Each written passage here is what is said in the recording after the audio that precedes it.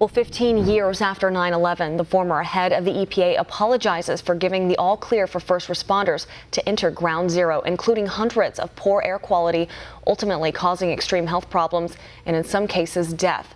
One America's Hayley Rafner has more on the apology and how emergency crews continued to be affected.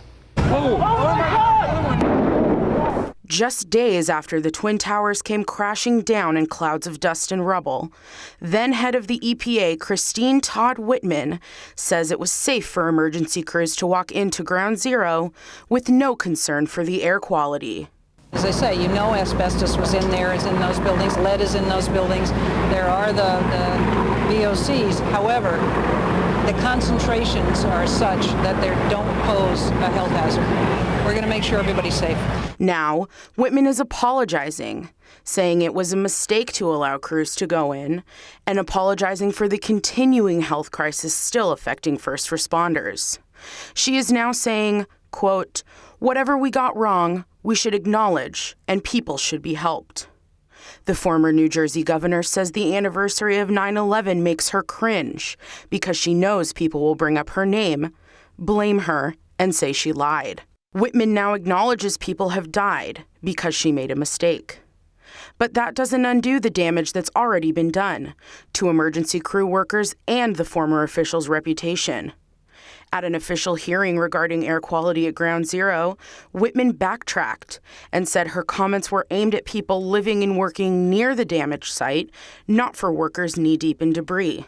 Instead of showing sympathy and regret, she was defensive against accusations that her comments intentionally harmed anyone aiding in New York's recovery. Everything I said was based on what I was hearing from professionals. My son was in Building 7 on that day, Congressman, and I almost lost him. Governor, excuse me, I'm not. And her apologies don't undo the thousands of cases of sick and dying rescue workers that put their lives at risk to help save civilians and clean up Ground Zero. Every morning I wake up, I got to take 33 pills within the course of the day. At 47 years old, I have lungs of an 80-year-old man that would have been a smoker. People say you have to forget about 9/11. And I say, how could I forget about 9/11 when every morning I got to take this medication and walk around with an oxygen tank? And sooner or later, we're going to outnumber the 2,751 lives that were lost to senseless violence. Reports released in the years since the terror attack show the fallout of the toxic air around Ground Zero was worse than expected, with tens of thousands of people living with various illnesses related to exposure.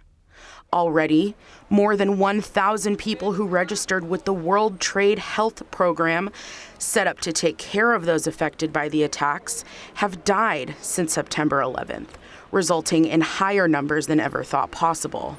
The Center for Disease Control and Prevention's latest numbers say just over 1,000 rescue and recovery workers from 9/11 have died, and almost 20,000 people are battling cancer, gastroesophageal, and respiratory illnesses. Hayley Rafner, One America News.